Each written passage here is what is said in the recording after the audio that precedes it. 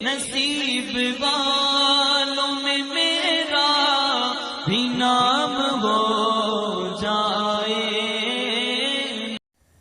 محبوب سبحانی، قطب ربانی، غوث سمدانی، شیخ عبد القادر جیلانی، بڑے پیر دستگیر روشن ضمیر رضی اللہ تعالیٰ عنہ کے تقوی و پرہیزگاری کا بیان سنیں۔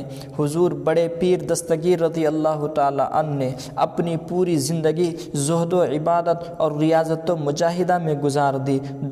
دور طالب علمی سے لے کر ختم جوانی تک آپ نے ایسے زبردست مجاہدے اور ریاضتیں کی ہے جن کے تصور سے ہی جسم کے رونگٹے کھڑے ہو جاتے ہیں۔ صاحب قلادت الجواہر شیخ عبد القادر نجار لکھتے ہیں کہ حضرت شیخ نے مجھ سے اپنے واقعات اس طرح بیان فرمائے کہ میں جس قدر مشقتیں برداشت کی ہے، اگر وہ کسی پہاڑ پر ڈال دی جائے تو وہ بھی پارا پارا ہو جائے۔ جب وہ مشقتیں میری قوت برداشت سے باہر ہو جاتی تو میں زمین سے لپٹ جاتا۔ فَإِنَّ مَعَ الْعُسْرِ يُسْرًا إِنَّ مَعَ الْعُسْرِ يُسْرًا، یعنی تنگی کے ساتھ آسانی ہے اور ہر سختی کے ساتھ فراغی۔ بلا شبہ آپ ریاضت و مجاہدہ میں یکتائے روزگار اور وحید عصر تھے۔ سیرت و سوائح کے کتاب سے پتہ چلتا کہ آپ تقریباً 25 سال عراق کے جنگلوں میں ایسے گزارے کہ نہ آپ کو کوئی جانتا اور نہ آپ کسی کو پہچانتے تھے۔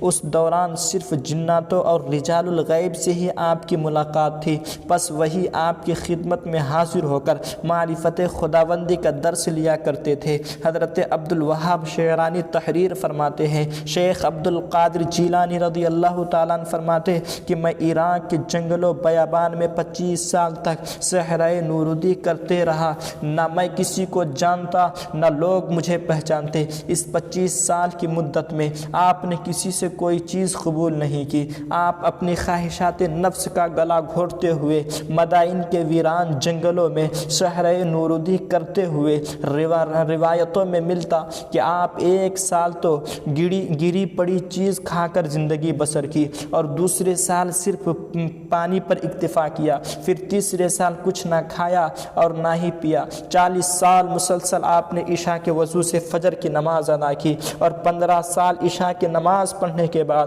قرآن مجید اس طرح تلاوت فرماتے کہ صرف ایک پاؤں پر کھڑے ہوتے اور ہاتھ سے دیوار کی میخیں پکڑ لیتے۔ تمام رات اسی حالت میں گزر جاتی، یہاں تک کہ صبح کے وقت قرآن کی تلاوت مکمل ہو جاتی۔ اور بسا اوقات تو ایسا بھی ہوا کہ نہ آپ نے کھایا اور نہ آپ نے پانی پیا اور نہ ہی رات میں سوئے۔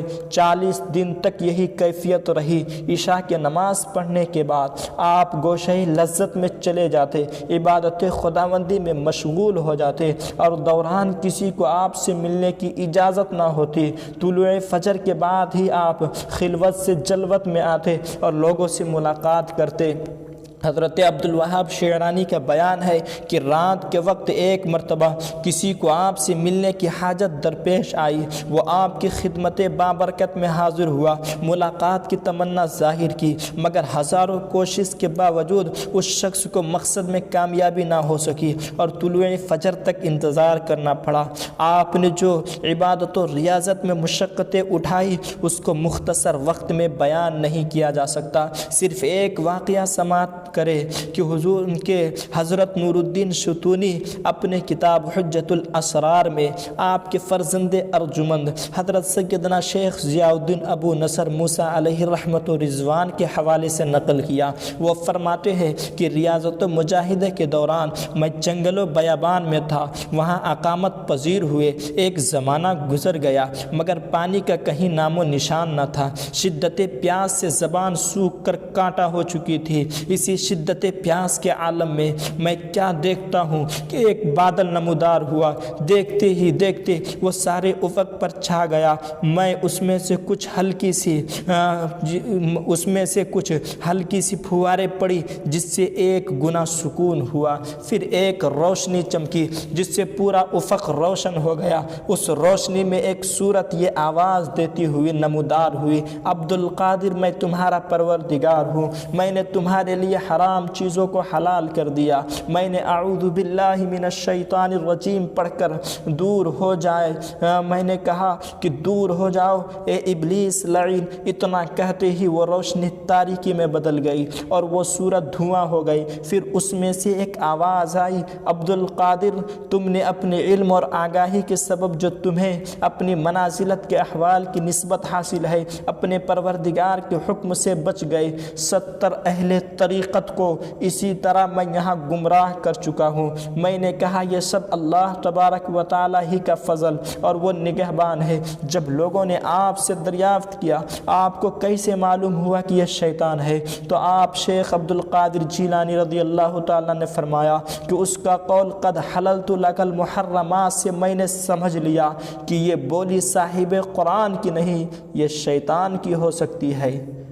سیدنا غوث اعظم شیخ عبد القادر جیلانی فرماتے ہیں کہ اللہ عز و جل کی طرف سب سے زیادہ قریب راستہ قانون بندگی کو لازم پکڑنا اور شریعت کے گروہ کو تھامے رہنا، ہر متقی پرہیزگار درجہ ولایت پر فائز ہوتا ہے۔